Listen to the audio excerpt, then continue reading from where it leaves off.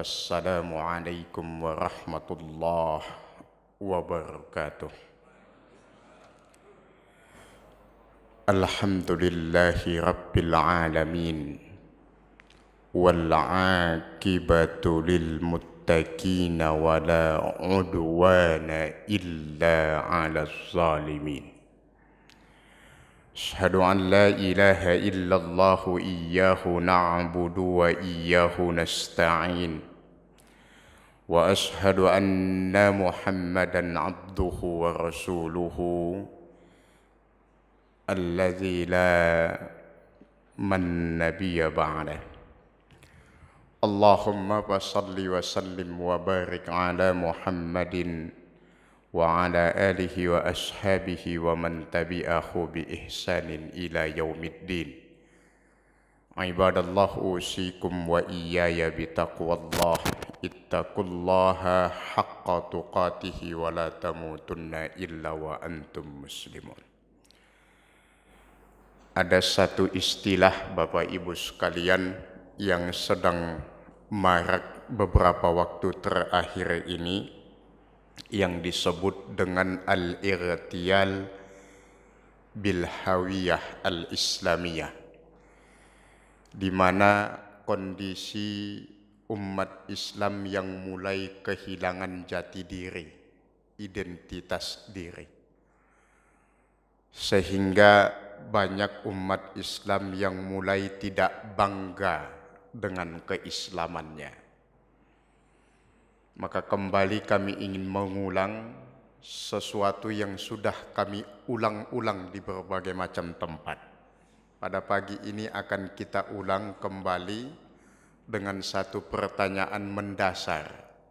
Kalau selama ini banyak asatiz dan para guru kita berpesan agar kita bersyukur kepada Allah atas semua nikmatnya, khususnya nikmat iman dan Islam. Mau tanya Bapak Ibu sekalian, mohon izin. Apa yang Bapak Ibu banggakan tentang Islam itu? Atau benarkah Bapak Ibu sekalian bangga akan Islam itu? Mohon dijawab dengan jujur dari hati yang paling dalam. Apa yang Bapak Ibu sekalian banggakan tentang Islam itu, dan benarkah Bapak Ibu sekalian kita bersyukur atas nikmat iman dan Islam itu? Jangan sampai ada di antara kita yang terpaksa menjadi seorang muslim. Karena keterpaksaan itu akan membatalkan seluruh amal yang kita perbuat dalam kehidupan ini. Karena konsepsi dasar dalam berislam itu, wa ma umiru illa liya'budullah mukhlisina lahuddin. Harus ikhlas. Apa yang membuat kita bangga?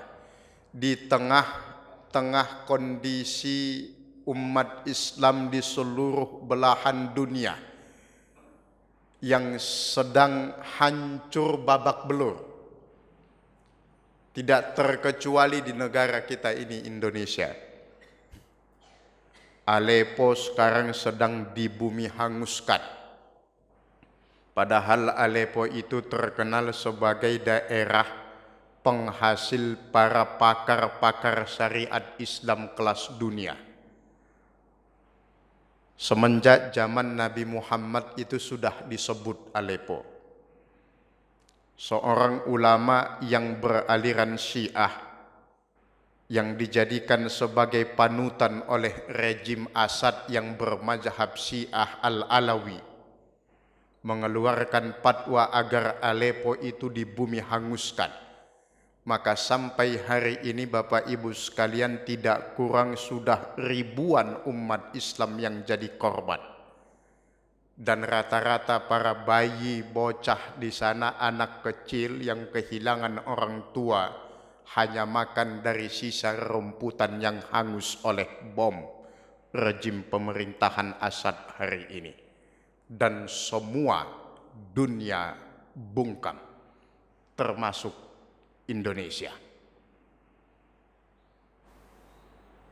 Padahal kata Nabi yang kita bangga-banggakan, yang umat Islam membaca sholawat sampai berbagai jenis kepada beliau, itu berpesan, permisalan orang beriman itu ibarat satu tubuh. Jika satu anggota tubuh merasakan sakit, maka semua anggota tubuh yang lain akan ikut merasakan sakit. Ternyata, na'udzubillah, fakta dan kenyataan berbicara di Indonesia. Tarok idda'aitum hubbar rasul wa taraktum sunnatahu.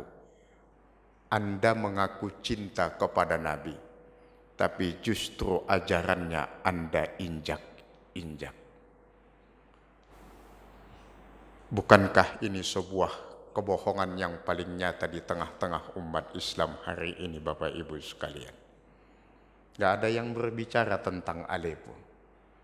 Semua bungkam dunia, bahkan Badan Perserikatan Bangsa-Bangsa tidak berbicara ketika umat Islam yang jadi korban pembantaian. Kemarin ada monyet di Kalimantan ditembak sama pemburu. Itu kelasnya kelas dunia, Pak. Semuanya ribut gara-gara monyet ditangkap pemburu. Manusia ribuan dibantai, diam semuanya. Monyet di Kalimantan ditangkap pemburunya, kemudian dia foto, diangkat monyetnya, ribut semua penggiat HAM di Indonesia. Tidak berperi kebinatangan. Luar biasa. Ini bukan kita mau menyinggung negara kita, tidak. Hanya ingin mengingatkan. Nah, apa yang membuat kita bangga akan Islam ini, Bapak Ibu sekalian? Setidaknya ada 3 hal. Ini ingin kembali kita ingatkan agar kehilangan identitas itu tidak terus terjadi di tengah-tengah generasi kita hari ini. Karena yang pakai yang pakai kaos palu arit itu yang Muslim, Mbak. Yang pertama yang kita banggakan dari Islam, satu-satunya agama di dunia ini yang namanya langsung Allah memberikan, itu hanya Islam. Selain Islam tidak ada satu agama pun di dunia ini yang Allah memberikan namanya. Semua nama agama di dunia ini kecuali Islam diberikan oleh manusia. Ayo Bapak Ibu sekalian, kita bertaruh. Mau agama apa, Pak? Kristen, itu dari Christianity. Protestan, itu karena kebanyakan orang protes maka disebut Protestan. Buddha, Siddhartha Buddha Gautama. Hindu, pemberian nama orang. Agama Yahudi, Judaisme. Judaisme itu nama orang dan juga nama tempat. Konghucu, itu nama kuil, nama tempat. Gak ada satupun agama di dunia ini kecuali Islam yang Allah memberikan namanya langsung. Dalam Al-Quran surat Al-Ma'idah, Al-yawma akmaltu lakum dinakum wa atmamtu alaikum ni'mati wa raditu lakumul islama dina. Yang kedua, satu-satunya agama di dunia ini yang ibadahnya berdasarkan wahyu, itu cuma agama Islam, Pak. Selainnya seluruh ibadahnya berdasarkan konsensus dan kesepakatan.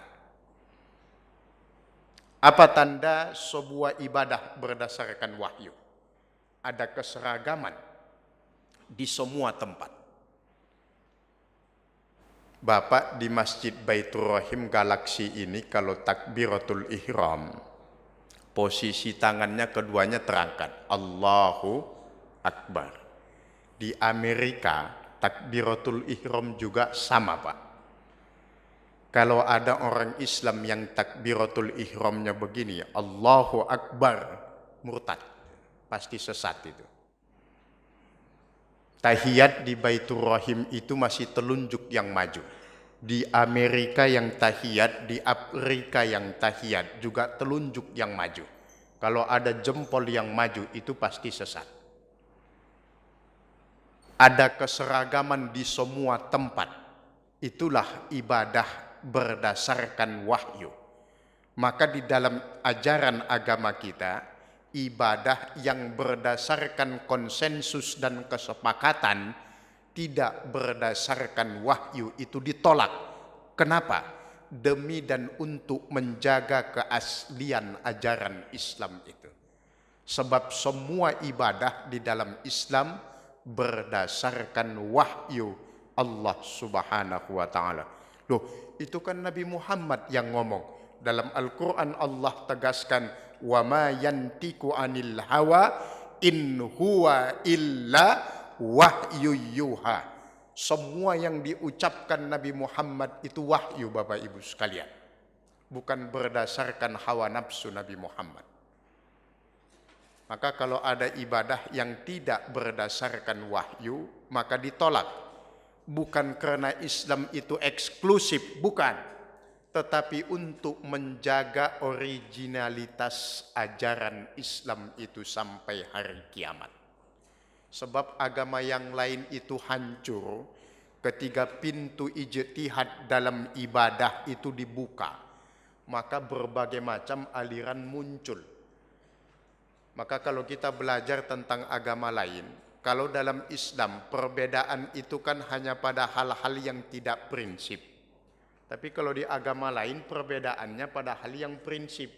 Maka rumah ibadahnya bisa banyak, Pak. Kalau kita rumah ibadah kan masjid, cuma satu. Penamaannya aja macam-macam. Ada musola, ada langgar. Hakikatnya semuanya adalah masjid. Kemudian namanya ada Baitur Rahim, ada Assalam, ada macam-macam. Hakikatnya tetap masjid. Tapi kalau di agama lain, beda tempat ibadah, beda nama, beda mazhab, beda ideologi, beda hari tempat ibadahnya kapan. Coba bapak-bapak perhatikan. Tapi kalau dalam Islam tidak, maka dia berdasarkan wahyu. Yang ketiga, kenapa kita bangga terhadap Islam? Satu-satunya agama di dunia yang punya contoh paripurna, yang seluruh kehidupannya dijadikan contoh dalam kehidupan umatnya, yaitu Rasulullah Muhammad sallallahu alaihi wasallam. Agama lain enggak punya, Pak. Cuma Islam. Tetangga sebelah tadinya mau jadikan Isa jadi contoh, gagal. Karena keburu diangkat oleh mereka jadi Tuhan. Nggak bisa dicontoh, Tuhan nggak boleh dicontoh. Hanya Nabi Muhammad, hanya Islam yang punya role model, yang punya contoh paripurna. Tidurnya saja jadi contoh bagi umatnya. Yang lain nggak ada. Banyak agama punya tokoh, tapi hanya dicontoh pada beberapa aspek. Tidak semua aspek kehidupannya itu diikuti oleh yang mengidolakannya. Contoh, dalam bukunya Thomas Jefferson yang berjudul The Intellectual, ditulis biografi Karl Marx, pemikir pertama tentang komunis dan sosialis. Semua orang yang menganut paham komunis dan sosialis menempatkan Karl Marx itu sebagai Tuhan. Tapi padahal Karl Marx itu orang yang paling jarang mandi. Nggak ada yang dicontoh itu. Nah, jadi Bapak Ibu sekalian, berbanggalah menjadi Muslim. Kenapa kita tekankan ini? Agar tidak mencari alternatif keyakinan di luar agama yang telah Allah wahyukan ini. Wa may yabtaghi ghairal islam dina falan yuqbala minhu fa huwa fil akhirati minal khasirin. Baik Bapak Ibu sekalian, itu sebagai mukaddimah agar kita tidak kehilangan identitas di tengah suasana zaman yang semakin tidak pasti ini, Pak. Kata Nabi terakhir berpesan, illam tastahi pasna masyita. Kalau masih enggak mempan juga nasihat, masih enggak punya malu juga, ya sudah, terserah kata Nabi. Fa innaka majaziyun bihi. Apapun yang Anda perbuat di dunia ini, kelak akan mendapatkan balasannya di sisi Allah Subhanahu wa taala. Fa innaka mayyitun wal mautu atin la budda minhu. Semua akan mati, sebab kematian itu adalah sebuah kepastian. Enggak ada yang tidak mati. Bahkan malaikat maut sekalipun kelak pada waktunya akan merasakan mati itu. Jangankan kita, Nabi Muhammad saja wafat. Baik Bapak Ibu sekalian, pagi ini kita akan membahas tentang dosa besar yang berkaitan dengan bulan suci Ramadan. Insya Allah dalam beberapa waktu ke depan kita akan memasuki bulan suci Ramadan. Tadi sudah diumumkan oleh beliau, Pak Haji, insya Allah tanggal 6 Juni kita akan memasuki Ramadan. Saya dengar ada yang bisik-bisik, belum tentu Pak Haji bisa beda. Yang baru mendeklar Muhammadiyah Al-Azhar. Ya. Yang lain bagaimana? Insya Allah sama.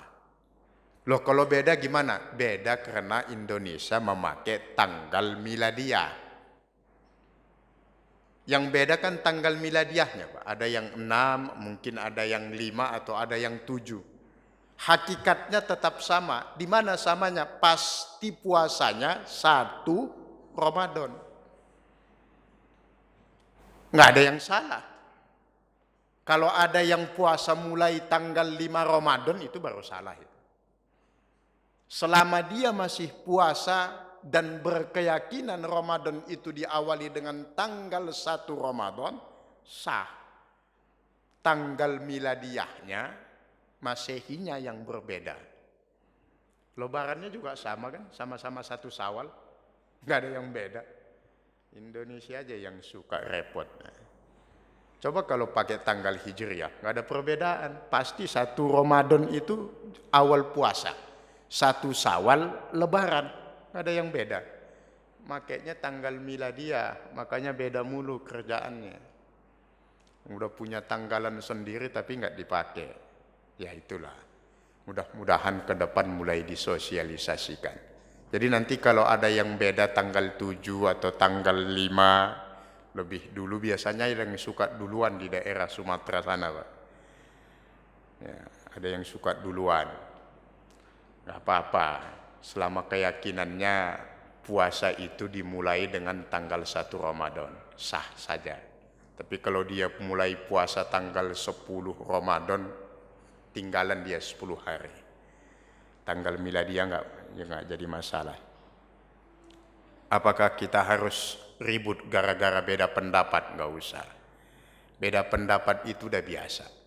Yang nggak biasa itu beda pendapatan. Kalau beda pendapat biasa saja. Kalau udah beda pendapatan biasanya suka ribut itu. Jadi Ramadan insya Allah akan kita jelang agar Ramadan kita tidak sia-sia seperti Ramadan-Ramadan yang lalu.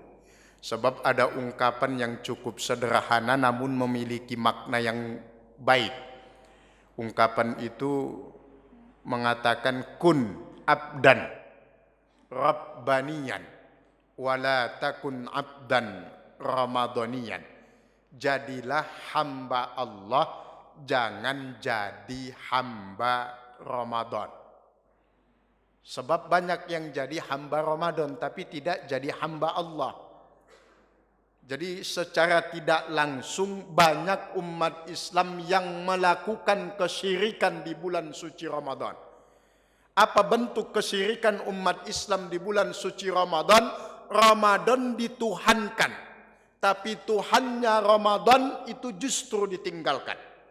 Contoh, kalau selama Ramadan rajin amat ke masjid, full hatam baca Al-Quran. Begitu Ramadan selesai juga sholatnya, Pak. Selesai juga baca Al-Qurannya. Selesai juga ke masjidnya. Berarti ini kan yang dia tuhankan Ramadan. Bukan Tuhannya yang mempunyai Ramadan. Nah, inilah yang dalam istilah ilmu otak-atik kita kemarin disebut dengan muslimun musiman. Jadi orang-orang Islam yang ada musimnya. Jadi hati-hati Bapak Ibu sekalian, banyak umat Islam yang gegap gempita menyambut bulan suci Ramadan, tapi tanpa dia sadari telah melakukan sebuah perbuatan syirik, yang itu merupakan sebuah dosa besar dalam kehidupan dan ajaran agama kita. Menyembah Ramadan tetapi tidak menyembah Tuhannya Ramadan, Allah Subhanahu wa taala. Lah kan udah biasa. Sesuatu yang salah sekalipun biasa jangan dibiasakan. Yang boleh dibiasakan itu yang benar. Kalau yang salah jangan dibiasakan. Nanti banyak spanduk, marhaban ya syahrul Ramadan. Itu kalau Ramadan itu kan juga makhluk, Pak. Bulan itu kan ciptaan Allah semuanya. Kalau Ramadan bisa ketawa kali ini. Kata Ramadan, bukan gua yang nggak datang, lu yang nggak datang. Jangan heran nanti kalau tiba-tiba ada spanduk yang bunyinya Ramadan mengucapkan selamat datang kepada umat Islam.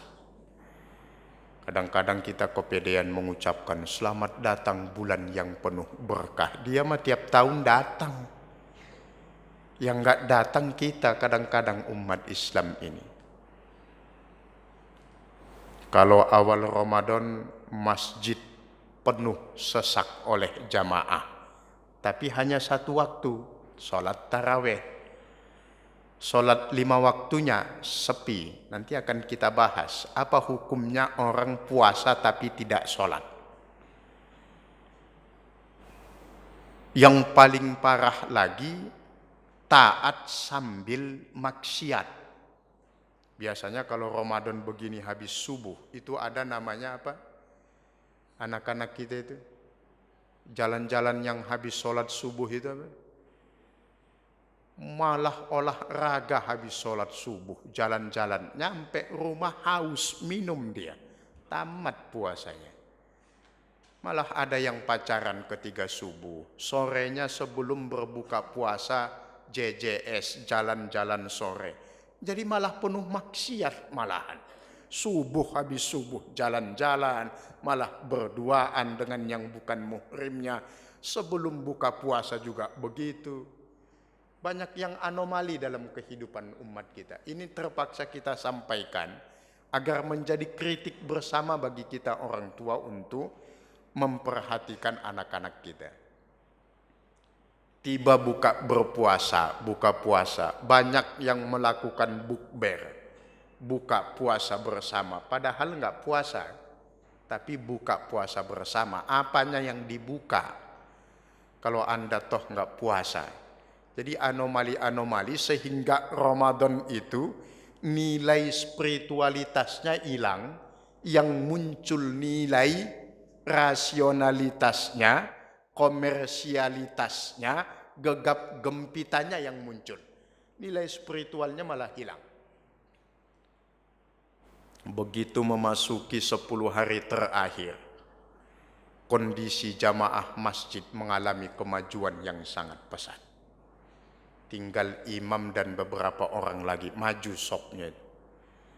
Terjadi peralihan jamaah yang tadinya masjid ramai beralih menjadi tempat-tempat perbelanjaan dan jalanan yang ramai. Harusnya berbulu Lailatul Qadar berubah menjadi Lailatul Bakar, Lailatul Modar dan sebagainya. Inilah kondisi kebanyakan umat Islam yang merupakan itu sebuah anomali dalam kehidupan kita. Padahal puasa itu wajib hukumnya. Tidak ada satu ulama pun yang mengingkari bahwa puasa Ramadan itu hukumnya wajib. Jika ada yang tidak berpuasa, berarti dia meninggalkan sesuatu yang wajib dan pasti itu berdosa. Nanti akan kita lihat tingkatan-tingkatannya. Nah, sebelum itu Bapak Ibu sekalian, sebagai muhasabah kita, tujuan dari puasa itu untuk membentuk pribadi yang takwa. La'allakum tattaqun. Kita akan coba lihat apa yang dimaksud dengan takwa dalam ajaran agama kita itu. Apakah terbatas hanya pada imtisalu awamirillah wajtinabu nawahi, hanya menjalankan perintah Allah dan menjauhi larangannya? Itu masih sumir dan bias. Kita akan detailkan sesuai dengan kalimat takwa itu. Kanamik ya Pak.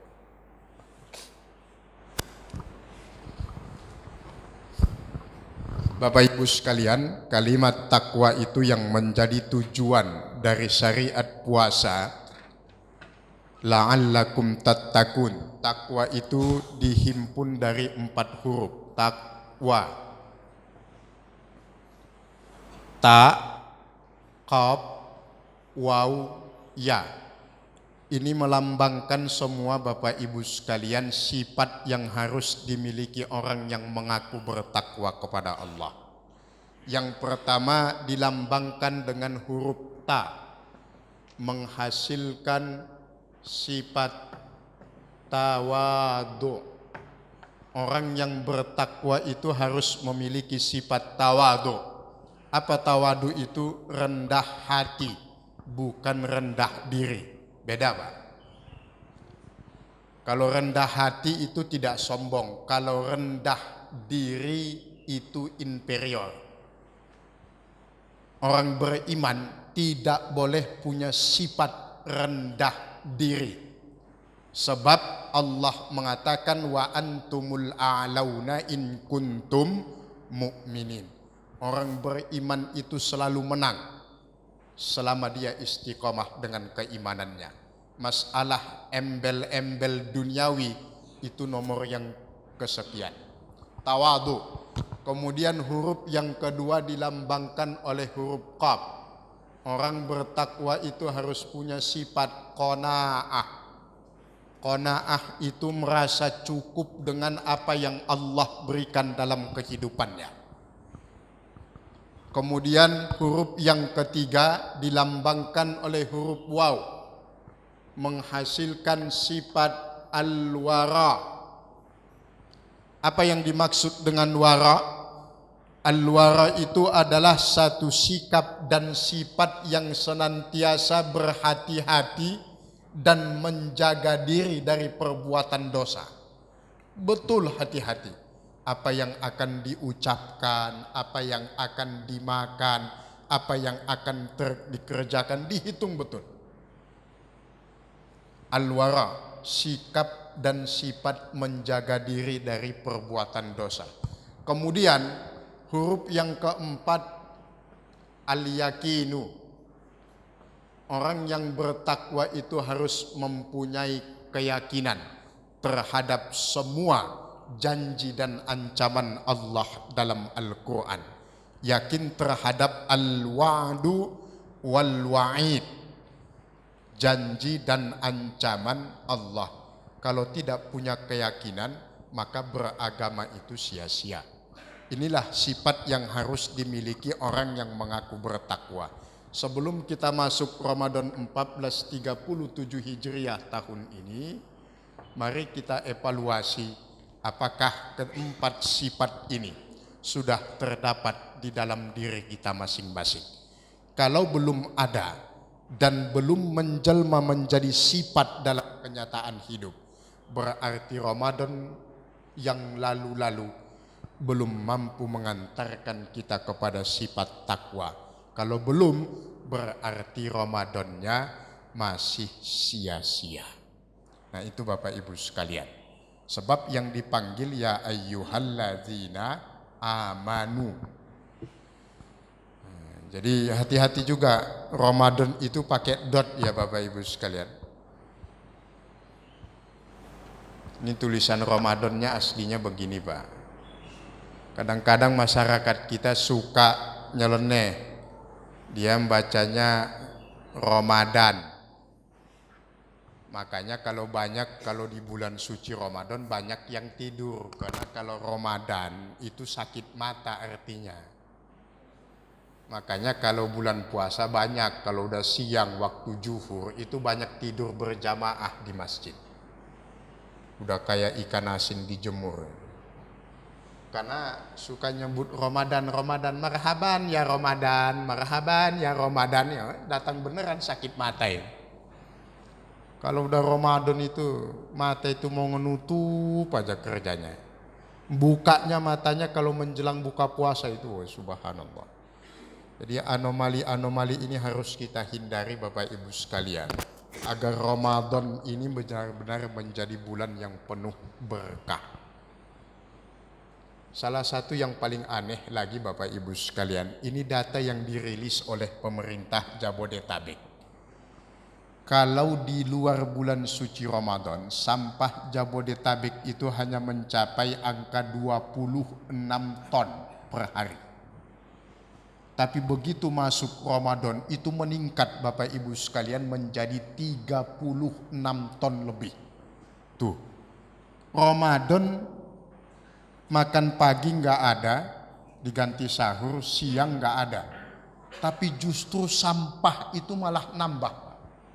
Berarti kan tingkat konsumsinya meningkat. Yang tadinya tujuan Ramadan itu untuk melatih makan dan minum. Kenapa Ramadan itu melatih menahan makan dan minum? Ini perut ini sumber segala masalah.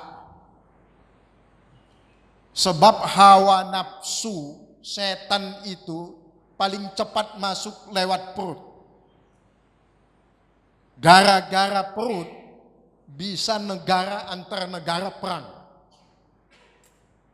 Hanya gara-gara masalah perut itu nyawa manusia harganya murah. Maka dilatih melalui proses madrasah Ramadan agar makan dan minum itu pada waktu dan tempat yang telah dihalalkan oleh syariat. Tapi justru tingkat konsumsi masyarakat semakin tinggi. Makanya kalau udah mau buka puasa semuanya terhidang di atas meja makan. Itu biasanya yang belum ngaji. Kalau yang sudah ngaji insya Allah enggak. Begitu azan berkumandang, buka puasa itu menjadi ajang balas dendam. Jadi puasanya itu balas dendam. Dari mulai dia sahur sampai mau buka puasa, itu sudah dendam membara. Awas puasa. Kalau udah azan habis. Jadi ngutuk terus puasanya. Makanya nggak ketemu sasarannya. Jadi yang benar itu Ramadan. Apa arti Ramadan ini? Kalau dalam bahasa Arab artinya cuaca yang memanas. Makanya Ramadan itu rata-rata panas. Karena Ramadan itu aslinya itu. Atau jalanan yang menanjak. Maka penuh dengan kesusahan, perjuangan. Maka yang berhak untuk merayakan Idul Fitri itu hanya yang puasa. Kalau puasa boleh Idul Fitri karena itu waktunya merayakan kemenangan setelah selama Ramadan merasakan perjuangan luar biasa. Tapi kalau nggak puasa nggak boleh Idul Fitri. Tapi kebalikannya yang nggak puasa malahan yang lebih duluan Idul Fitri. Yang paling ramai dia. Jadi ini Bapak Ibu sekalian. Nah, kita masuk kepada ada dua dosa besar yang berkaitan dengan bulan suci Ramadan. Yang pertama tentang membatalkan puasa Ramadan tanpa alasan.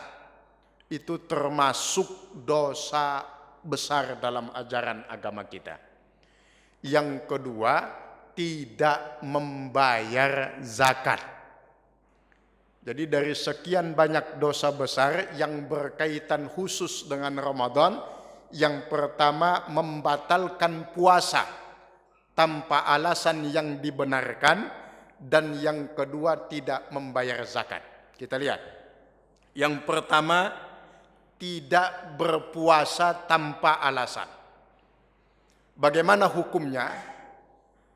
Seluruh ulama sepakat bahwa puasa Ramadan itu wajib.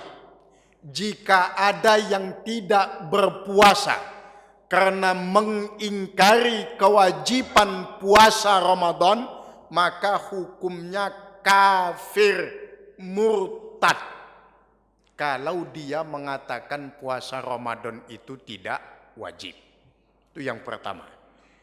Yang kedua, orang yang meninggalkan puasa Ramadan tanpa alasan yang dibenarkan agama, tetapi dia tetap mengakui kewajiban puasa Ramadan, maka dia disebut fasik, pelaku dosa besar.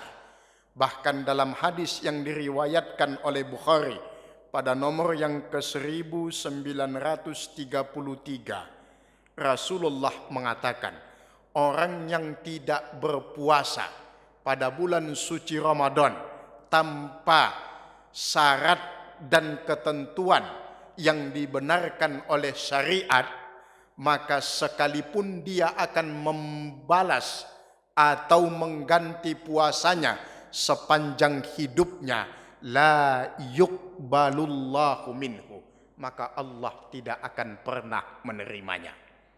Tuh Bapak Ibu sekalian, satu hari yang kita tinggalkan tidak berpuasa tanpa uzur syar'i, alasan yang dibenarkan oleh syariat, mau Bapak Ibu ganti sepanjang hidup berpuasa, Allah tidak akan pernah menerimanya. Itu hadis riwayat Bukhari. Dan itu sahih, semua ulama mensahihkannya. Satu hari kita tinggalkan tidak berpuasa tanpa alasan yang dibenarkan agama, kita ganti dengan berpuasa sepanjang hidup, Allah tidak akan pernah menerimanya. Sebab orang itu termasuk pelaku dosa besar atau dalam agama disebut fasik. Yang ketiga, kalau ada orang berpuasa tapi tidak melaksanakan sholat, bagaimana hukum puasanya? Tidak sah. Kenapa tidak sah? Sebab orang yang meninggalkan sholat dalam agama disebut pelaku dosa besar. Bagaimana mungkin seorang pelaku dosa besar yang sudah bahkan dicap sebagai seorang kafir? Karena di banyak hadis Rasulullah mengatakan, al-ahdu bainana wa bainal kafirin as-salat wa man tarakaha faqad kafara.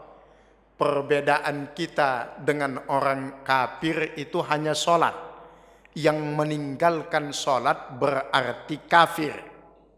Nah, orang kafir kok berpuasa? Hukum puasanya ya batal, tidak sah.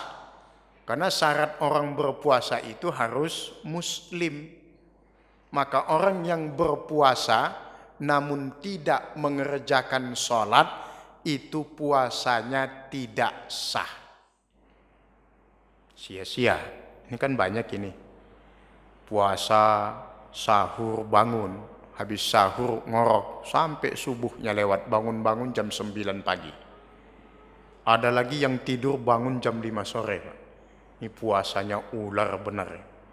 Mau ganti kulit kali. Habis tidur aja terus. Jadi ada 3 hal yang berkaitan dengan meninggalkan puasa Ramadan tanpa alasan yang dibenarkan oleh agama. Apa alasan yang dibenarkan oleh agama? Jelas dalam Al-Quran, yang sakit tidak diharapkan kesembuhan darinya, maka dia wajib untuk membayar fidyah. Insyaallah Bapak Ibu sekalian tahu tentang itu. Nah, yang kita bahas adalah bagaimana posisi orang yang tidak berpuasa ke-3 bulan suci Ramadan tanpa rukhsah atau dispensasi yang dibenarkan oleh agama. Itu sudah jelas 3 hal tadi. Nah, bagaimana kita menyikapinya? Nah, kalau kita di bulan suci Ramadan melihat ada orang enggak puasa dan kita tahu jelas agamanya Islam, bahkan sekarang, dulu bahkan tahun yang lalu, malah pemerintah melalui lisan Menteri Agama sampai kepleset mengatakan yang harusnya menghormati itu orang yang berpuasa, menghormati yang tidak berpuasa. Itu kan kata beliau tahun kemarin. Nah, jadi yang berpuasa menghormati yang tidak puasa. Ini kayak gini kalau ada menteri agama begini, senior saya Pak, karena sama-sama di Gontor dulu. Saya katakan sama beliau, Bang, berani nggak ngomong di Bali begini? Abang ngomong di Bali begini, yang nyepi tolong menghormati yang tidak nyepi. Wah, dibacok sama pecalang. Nggak bisa.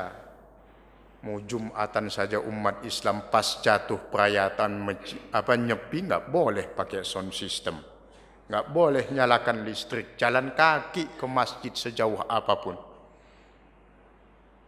Masa kita yang puasa disuruh menghormati yang tidak puasa, yang tidak puasa itu suruh menghormati yang puasa, itu yang benar.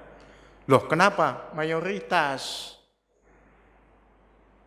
Nah, jadi Bapak Ibu sekalian, nah nanti bagaimana kita menyikapi kalau ada umat Islam yang tidak berpuasa? Yang pertama, kita sikapi dengan ilmu. Maksudnya bagaimana? Orang yang wajib berpuasa itu syaratnya pertama Islam. Yang kedua akil baligh, sudah dewasa. Yang ketiga sehat akalnya, tidak gila. Yang keempat mampu. Mampu dalam artian dia tidak masuk kategori yang disebut yutikunahu, yang berat untuk melakukannya. Nah, jika kita melihat ada orang yang tidak puasa, sementara dia memenuhi keempat persyaratan itu, cukup mengelus dada dan katakan, sekalipun dia sudah kepalanya ubanan, oh berarti bapak itu belum akil baligh. Walaupun sudah ubanan, ajak main kelereng Pak. Kalau dia marah, kasih tahu, bapak kan belum akil baligh. Loh, saya udah tua, saya sudah ubanan. Buktinya bapak nggak puasa. Kalau bapak udah akil baligh, pasti bapak puasa. Oh, bapak nggak puasa, berarti masih belum akil baligh. Atau bisa jadi akalnya lagi konslet, gila. Karena kan yang tidak wajib berpuasa orang gila. Atau mungkin bapak itu sudah pindah agama kali, bapak nggak tahu. Udah murtad dia. Karena yang wajib puasa itu muslim. Jadi kalau nanti banyak umat Islam yang tidak berpuasa di bulan Ramadan, itu antara 4 kemungkinan. Yang pertama sudah pindah agama, yang kedua masih anak-anak, yang ketiga lagi konslet otaknya, yang keempat mungkin dia nggak mampu. Ketidakmampuannya bukan karena masuk kategori yang susah untuk melaksanakannya, atau yang kelima mungkin kalau dia perempuan, mungkin sedang datang bulan. Jadi kalau ada laki-laki nggak puasa Ramadan juga, ya husnuzon aja mungkin lagi datang bulan kali. Jadi nanti kalau ada laki-laki namanya Hartono, Ramadan nggak puasa, nanti namanya diganti saja menjadi Hartini. Kelihatannya lagi sedang datang bulan juga kali dia. Jadi dengan ilmu, jadi jangan dengan sikap permusuhan. Karena ibadah puasa itu mempunyai kekhususan Bapak Ibu sekalian. Ya, itu yang pertama. Tentang masalah membatalkan puasa Ramadan tanpa dispensasi yang dibenarkan oleh agama. Itu termasuk dosa besar. Yang kedua, tidak membayarkan zakat. Nah, ini hati-hati Bapak Ibu sekalian. Yang tidak membayar zakat, baik itu zakat fitrah ataupun zakat mal, sepanjang hidupnya, khususnya nanti di bulan suci Ramadan. Dalam Al-Quran pada surat As-Fussilat ayat yang ke-6 sampai 7. Hati-hati Pak, nanti silahkan dibaca. Allah betul-betul mengatakan wa wailul lil musyrikin. Celakalah orang-orang yang menyekutukan Allah. Siapa dalam Al-Quran pada surat Fussilat 6-7 ini yang Allah sebut yang mensekutukan Allah? Alladzina la yu'tunaz zakat. Orang yang tidak membayarkan zakat. Jadi dalam Islam, orang yang tidak membayar zakat itu statusnya musyrik. Maka pantas zaman Abu Bakar As-Siddiq, orang yang tidak membayar zakat itu wajib untuk diperangi. Kenapa sampai disebut orang yang tidak membayar zakat itu musyrik? Karena dia telah mensekutukan Allah dengan mendewakan hartanya, dengan menuhankan hartanya. Apa buktinya dia menuhankan hartanya? Dia tidak menunaikan kewajibannya terhadap hartanya, yaitu mengeluarkan harta itu di jalan Allah Subhanahu wa ta'ala. Berarti kan dia sayang betul terhadap hartanya. Kalau dia sudah begitu sayang terhadap hartanya, sama saja dia menuhankan hartanya.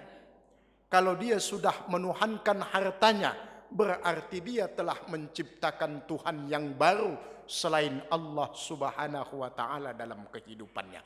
Orang yang tidak membayar zakat terhadap hartanya dalam ajaran agama kita musyrik, mensekutukan Allah. Dan satu-satunya dosa yang tidak akan pernah Allah ampuni adalah orang yang mensekutukan Allah Subhanahu wa ta'ala. Maka zakat itu bukan sebuah kebanggaan tetapi kewajiban. Jadi orang yang mampu membayar zakat jangan bangga. Justru Anda bersyukur. Karena itu sebuah kewajiban yang kita bisa laksanakan. Jadi tidak usah diumum-umumkan kalau membayar zakat itu. Dan kita perhatikan dalam Al-Quran, kalimat yang Allah pakai untuk memerintahkan kaum muslimin mengambil zakat dari orang-orang yang diberi kelebihan rezeki, itu memakai kata khud. Khazal. Dari kata-kata akhaza ya'khuzu, artinya ambil paksa. Khud min amwalihim, ambil paksa. Jadi Bapak Ibu sekalian, jamaah Majelis Ilmu Baitur Rahim, zakat itu kewajiban, bukan kebanggaan. Orang yang tidak membayar zakat hukumnya mensekutukan Allah sama. Jadi wajib dibayarkan zakat. Itu bagi al-muzakki yang berzakat. Bagi panitia zakat, hati-hati. Jangan sampai zakat masuk jaket. Itu namanya tidak amanah. Ada hak-hak yang dititipkan kepada panitia zakat, maka sampaikan kepada orang-orang yang berhak. Siapa itu? Innamas sadaqatu lil fuqara'i wal masakin wal 'amilina 'alaiha wal mu'allafati qulubihim wa fir riqab wal gharim wa fi sabilillahi wa banis sabil.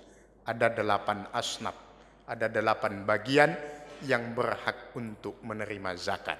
Jangan Anda masukkan jaket. Loh, kalau dimasukkan jaket kenapa? Innalladzina ya'kulunal malal yatama zulman innama ya'kulu fi butunihim nara sayaslawna sa'ira. Orang yang memakan titipan-titipan harta anak yatim, fakir, miskin dan seterusnya, sesungguhnya dia sedang memasukkan api neraka ke dalam perutnya. Maka orang-orang yang koruptor itu perutnya pasti buncit-buncit, Pak. Biasanya. Kenapa? Kebanyakan api neraka dalam perutnya. Lihat aja yang kalau udah bos-bos gede, pejabat-pejabat tinggi. Biasanya, mudah-mudahan saya salah, Kalau yang rajin ngaji mana ada yang buncit perutnya, Pak? Nggak ada. Hanya hamba-hamba Allah pilihan, tapi yang bos-bos, big boss gede-gede itu, wah, bawa perutnya aja kemana-mana, nggak kuat dia. Kalau dulu istrinya hamil, dia yang suka mendengarkan, menempelkan telinganya ke perut istrinya. Sekarang istrinya yang nempelkan perutnya ke perut, telinganya ke perut suaminya, kebalik. Giliran dia yang hamil. Apa isinya itu? Itu kebanyakan makan api neraka. Saya launa saira, Allah akan tambah lebih hebat lagi siksanya kelak di neraka. Bahkan di dalam Al-Quran pada surat At-Taubah ayat 35, Ali Imran 35, ya Taubah 35 sampai 38, nanti silakan dilihat Bapak Ibu sekalian. Itu fatukwa. Jadi Allah akan memanaskan harta yang dia tidak zakati kelak di akhirat. Kemudian patukwa jiluduhum wa zunubihim, punggungnya, jidatnya Allah setrika kelak dengan harta yang dia panaskan itu. Bahkan dalam ayat yang lain pada Ali Imran ayat yang ke-14 Allah sebutkan harta itu kelak akan dikalungkan di lehernya. Kalau mobil nggak dijakati di akhirat, nanti mobilnya dijadikan kalung sama Allah. Bannya aja udah berat itu, Pak. Apalagi sama sasisnya, mobil-mobilnya Allah kalungkan, luar biasa membawa itu. Kalau nggak dizakati, maka berbahagialah yang punya sepeda. Kalau nggak dijakati, kalau dikalungkan Allah di akhirat masih ringan. Mau kalungkan mobil repot juga urusannya. Ya.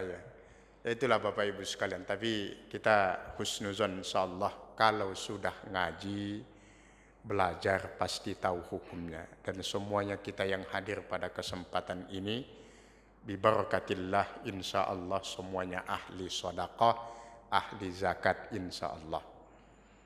Ya, agar kelak harta itu menjadi syafaat di akhirat, bukan malah akan memperberat langkah kita menuju surganya Allah. Siapa kata Nabi sahabat beliau yang paling belakangan masuk surga itu? Sahabat Nabi yang paling kaya itu siapa namanya, Pak? Hah? Abdurrahman bin Auf, ya. Jadi itulah satu-satunya sahabat Nabi yang disebut as-sabiqunal awwalun. Beliau itu masuk kategori sabiqunal awwalun, yang masuk surga lebih dulu kelak karena mereka beriman lebih dulu. Tapi yang paling belakangan beliau. Kenapa? Karena kebanyakan harta kata Nabi. Itu seorang Abdurrahman bin Auf yang menghabiskan hartanya untuk kemuliaan agama Allah. Masih belakangan masuk surganya. Kategori beliau as-sabiqunal awwalun, yang dijaminkan Allah surga kepada sahabat-sahabat utama Nabi. Nah, bagaimana kita kira-kira, Pak? Bukan lagi belakangan masuk surga kali ya? Sebelum ditutup pintu surganya kita baru merangkak untuk masuk. Kita masuknya, maksudnya kita bukan yang di sini. Kita orang-orang kaya yang Allah karuniakan harta, namun pelitnya na'udzubillah. Ada manusia yang pelit, banyak. Sampai disebut pelitnya 17 setan, Pak.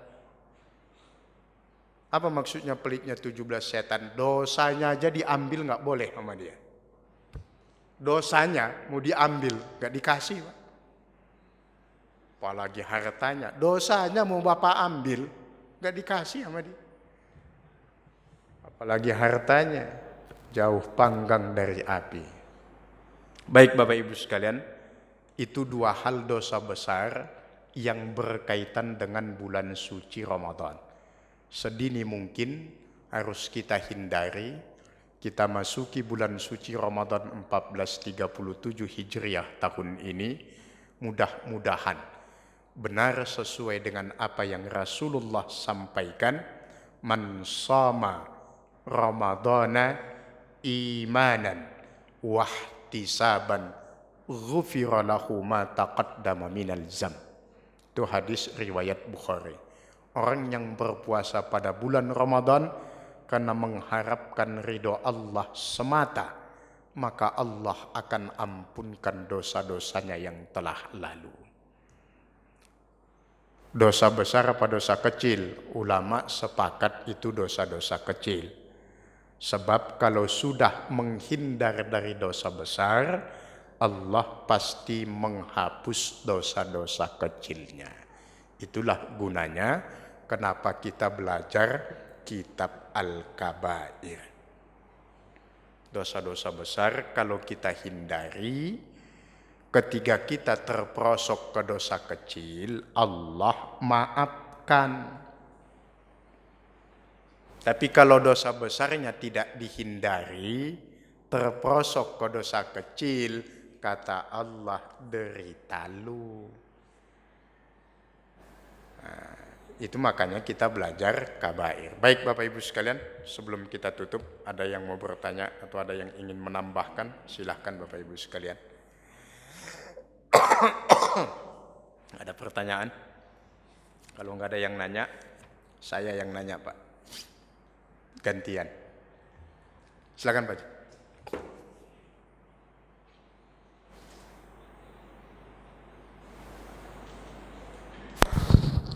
Mungkin bapak-bapak ada yang tanya atau nggak ada? Kalau nggak ada mungkin saya yang tanya dulu nih. Pak Ustadz tadi disebutkan ya, yang membatalkan puasa, yang kedua adalah tidak membayar zakat. Tidak membayar zakat ya, itu tadi Ustadz bilang zakat fitrah dan zakat mal. Kalau zakat fitrah sih mungkin semua orang kan bayar, murah sekali itu. Jadi yang pertanyaan saya yang zakat mal ini, kalau nggak salah zakat mal itu kan ada 2 syarat Pak Ustadz. Pertama mencapai nisabnya dulu, dan kedua mencapai haulnya juga. Jadi kalau nggak salah satu enggak itu, ya kita tidak bisa bayar di bulan ini.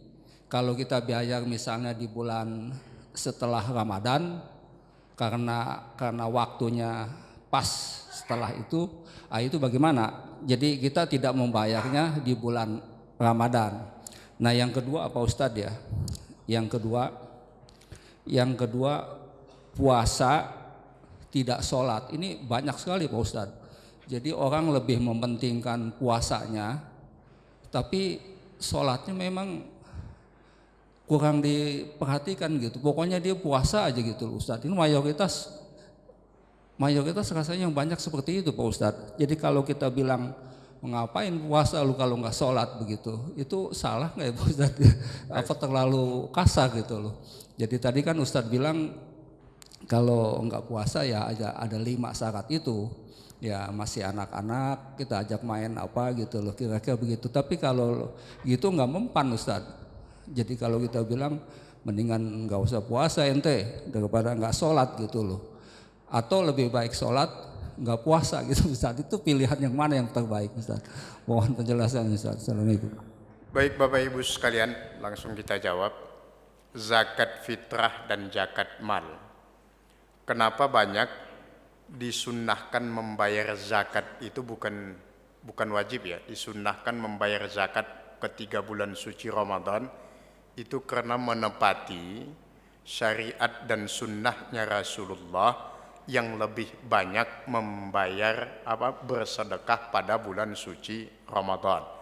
Karena bulan suci Ramadan itu disebut dengan bulan diskon besar-besaran pahala. Maka semakin kita banyak mengerjakan ketaatan di bulan suci Ramadan, itu yang sunnah saja di bulan Ramadan kita lakukan, dibayar atau diganjar dengan pahala wajib.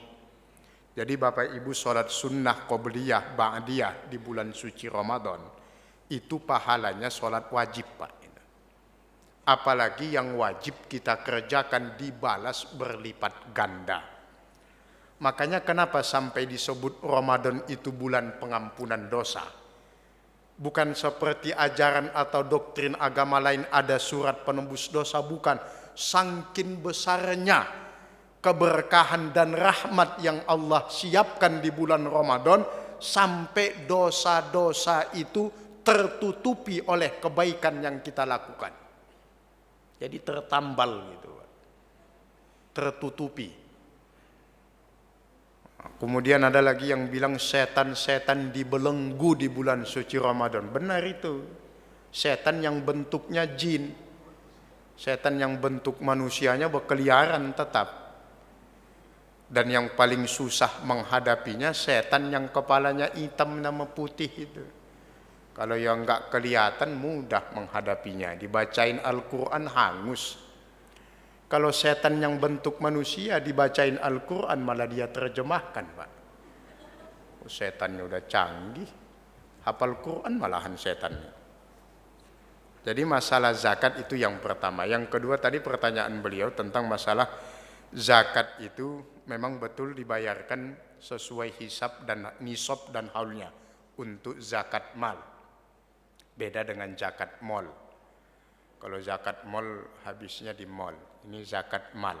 Dan banyak masyarakat kita yang tidak paham, bahkan ada yang mengatakan, bahkan menyamakan zakat dengan membayar pajak. Itu beda, Pak. Kalau saya udah bayar pajak masih bayar zakat, enggak bayar. Pajak itu kewajiban negara, zakat itu kewajiban agama. Bukankah kita sudah menunaikan kewajiban negara, juga sudah menunaikan kewajiban agama? Salah, jangan dibalik. Kalau Anda sudah menunaikan kewajiban agama, justru Anda sudah menunaikan kewajiban negara. Jangan negaranya yang dikedepankan, agamanya yang dikedepankan. Karena itu yang berlaku dalam pemerintahan Islam di masa para sahabat dulu. Orang yang sudah membayar zakat, pajaknya tidak akan dipungut. Tapi orang yang sudah membayar pajak kepada negara, zakat tetap dipaksa untuk dikeluarkan. Beda, Pak. Jadi agama tidak boleh kalah dengan negara. Kenapa demikian? Karena lingkupnya berbeda. Kalau agama lingkupnya lebih diutamakan kepada kaum muslimin. Tapi kalau negara lingkupnya itu tidak hanya orang yang beriman. Yang tidak beriman pun kan di bawah naungan negara. Tapi kalau zakat dalam Islam kan asnafnya sudah jelas, 8. Dan itu wajib yang beriman. Kalau punya tetangga fakir miskin boleh nggak dapat zakat? Nanti dulu, kalau masih ada yang beriman itu dulu. Zawil kurba dulu, Pak. Tidak boleh yang itu. Jadi itu Bapak Ibu sekalian, zakat mal, ya Bu.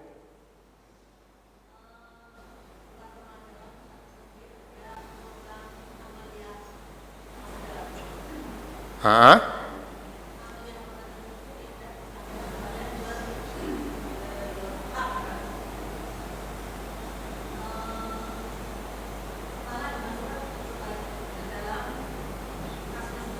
Oh, zakatnya Bu. Ya. Jadi ya kalau tidak menunaikan zakat, jadi Bapak Ibu sekalian, saya tambahin, yang dimaksud dosa besar dalam Ramadan tidak menunaikan zakat itu yang pertama kategorinya tidak membayar zakat. Yang kedua yang dimaksud tidak menunaikan zakat juga tidak menyampaikan amanat zakat kepada yang berhak. Itu juga masuk kategori tidak menunaikan zakat. Karena zakat itu di negara kita dan agama kita memfasilitasi ada amil. Tapi kalau Bapak Ibu juga mau langsung bayar zakat ke mustahiknya, fakir miskinnya, dalam agama juga dibolehkan. Tidak masalah. Tapi agama juga memfasilitasi dengan adanya amil yang fungsinya untuk mempermudah. Nah, kalau amilnya tidak menyampaikan hak zakat itu kepada yang berhak sesuai dengan tuntunan agama, itu masuk kategori tidak menunaikan zakat. Berarti dosa besar. Itulah yang disebut tadi Bu Haji, zakat masuk jaket itu. Jaketnya ya bisa kas masjid, bisa jaketnya dia sendiri, bisa jaket temannya. Memang nggak boleh dimasukkan kas masjid itu beda. peruntukan zakat itu juga berbeda. Nah, yang buat ngisi kas masjid apa? Masih ada infak, sodakoh, dan sebagainya. Nah, zakat itu kan dari kata-kata tazkiyah. Zakat itu sama dengan kata-kata toharah. Bisa berarti membersihkan, bisa juga zakat itu diartikan busra, kabar gembira bagi orang-orang yang tidak Allah karuniakan kelapangan rezeki kemudian dibantu. Nah, kalau infak, kemudian wakaf, hibah, sodakoh itu umum, bebas penggunaannya untuk apapun silahkan. Tapi kalau zakat itu jelas asnafnya itu ada. Dan itu yang harus lebih diutamakan dulu. Jangan dimasukkan kas padahal kanan kiri masjidnya masih banyak yang miskin. Buat apa ini penyakit masjid kita zaman sekarang ini. Jadi masjid zaman sekarang kita ini pengurusnya lomba-lomba setiap Jumat mengumumkan kas masjidnya banyak, bangga dia itu. Saldo kas minggu yang lalu 130 juta, sombong. Padahal duit umat itu disimpan-simpan. Masjid yang baik itu kalau saldo kasnya itu nol. Kalau ada saldo kasnya ratusan juta, itu pengurusnya ngapain? Namanya juga masjid. Mudah-mudahan masjid kita ini tidak, tapi di tempat lain luar biasa, Pak. Lomba-lomba saldo kas 200-300 juta buat apa? Nah, jadi itu harus jelas itu Bapak Ibu sekalian. Itu ada masjid di ITC Cempaka Mas. Saya terpaksa saya sampaikan, ada namanya Masjid Al-Muttaqin. Itu setiap Jumat, silahkan Bapak buktikan di ITC Cempaka Mas. Dengarkan pengumumannya, saldonya pasti nol, Pak. Berapa yang didapatkan dari kotak amal Jumat itu langsung disebar ke pedagang-pedagang kecil, kemudian petugas masjidnya. Benar-benar makmur masjid itu. Jadi bukan makmur fisiknya saja, jadi penggerak umat. Itulah harusnya masjid. Kemarin kan udah kita bahas, masjid itu mim, sin, jim, dal.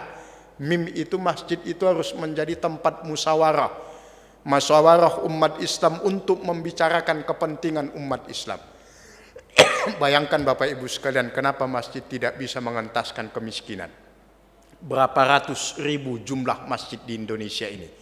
Kalau setiap masjid punya baitul mal yang mampu menggerakkan roda perekonomian masyarakat menengah ke bawah, yang pedagang asongan dipinjami modal dari kas masjid, bergerak semua ekonomi masyarakat ini. Tapi ada masjid yang berpikir ke sana, ada 1-2, sisanya belum, bukan tidak, husnuzon, belum. Maka kita harapkan potensi umat yang besar ini kalau diatur sedemikian rupa.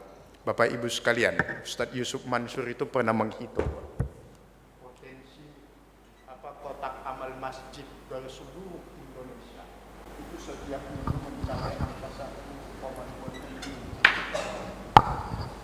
1,2 triliun. Ini kotak amal nih Pak, setiap Jumat. Ini fakta. Makanya sebenarnya umat Islam ini adalah ayam yang mati di lumbung padi. Potensi umat besar, kekuatan kita besar, tetapi tidak dikelola dengan baik dan benar. Karena banyak pengurus masjid itu yang statusnya bahkan harus diurus, bukan pengurus. Harus diurus. Saya ketemu masjid, salah satu masjid di Jakarta Timur, di daerah Pondok Kelapa. Ada ketua masjid, semenjak diangkat sampai diganti, nggak pernah ke masjid Pak. Nah itu ketua apa itu? Di Pondok Kelapa ada masjid, namanya saya tidak sebut, tapi daerah Malakas itu. 4 tahun masa jabatan beliau, dari semenjak diangkat sampai diganti, nggak pernah ke masjid itu. Luar biasa. Jadi ini hanya masukan saja. Mudah-mudahan Bapak Ibu nanti bisa menjadi duta-duta yang hadir ke masyarakat. Ingatkan saudara-saudara kita kalau ada pengurus masjid yang belum menepati amanahnya, termasuk salah satunya tadi ketika menjadikan zakat itu sebagai konsumsi masjid, padahal harusnya lebih diutamakan disampaikan kepada mustahiknya. Jadi masjid itu kalau zaman Nabi tidak hanya berfungsi untuk sholat saja, Pak. Kalau ada masjid yang hanya berfungsi untuk sholat dibongkar sama Nabi. Pernah dengar istilah masjid diror zaman Nabi? Itu kan gara-gara masjid dijadikan tempat untuk melakukan kesyirikan, hanya untuk ibadah tok. Akhirnya salah gunakan. Ini kalau zaman Nabi, kalau Nabi Muhammad masih hidup di Indonesia, Nabi Muhammad kemana-mana bawa beko nih, Pak. Masjid yang gak aktif bongkar langsung sama beliau. Masjid cuma tempat sholat aja, apa bedanya sama gereja? Bongkar saya ngapain banyak-banyak masjidnya, satu aja yang penting penuh. Masjid banyak sampai azannya tabrakan di udara ini. Wow, ada lagi masjid saingan corongnya sama-sama dihadapin, Pak. Toanya itu, wah luar biasa saingan. Azan sih banyak. Begitu selesai qomat malah 3 in 1. Kalau 3 in 1 masih mending, 5 in 1. Dia yang buka masjid, dia yang azan, qomat, imam makmum terakhir nutup. 6, 6 in 1. Luar biasa. Ada yang masjid buka sekali seminggu, Pak. Jumat buka jam 9, tutup jam 2 siang, habis Jumatan. Kalau Bapak tanya, kapan buka masjid lagi? Mas, minggu depan Pak, hari Jumat. Senin, Selasa, Rabu, Kamis, Sabtu, Minggu digembok masjid. Astagfirullahaladzim. Potensi yang besar tapi menjadi sebuah kesia-siaan. Nah, ini saya Bapak Ibu sekalian, sudah 6:30. Ada lagi yang mau tanya? Habis? Ya, pulang aja Pak Ustadz, udah 6:30 nih. Baik Bapak Ibu sekalian, terima kasih atas atensi. Mudah-mudahan Allah senantiasa membimbing kita. Jangan bosan untuk senantiasa berdoa. Allahumma ihdinas siratal mustaqim. Harta yang paling mahal itu dalam kehidupan kita adalah petunjuk Allah ke jalan yang lurus. Berbahagialah kita yang bisa istiqomah di jalan Allah sampai akhir hayat kita kelak. Terima kasih. Mohon maaf bila ada kata dan kalimat yang kurang berkenan. Semoga Allah senantiasa menjaga dan melindungi kita semuanya. Menyampaikan kita ke bulan suci Ramadan yang sudah di ambang pintu ini. Kita tutup dengan kafaratul majlis. Subhanakallahumma wa bihamdika. Asyhadu an la ilaha illa anta astaghfiruka wa atubu ilaik. Assalamualaikum warahmatullahi wabarakatuh.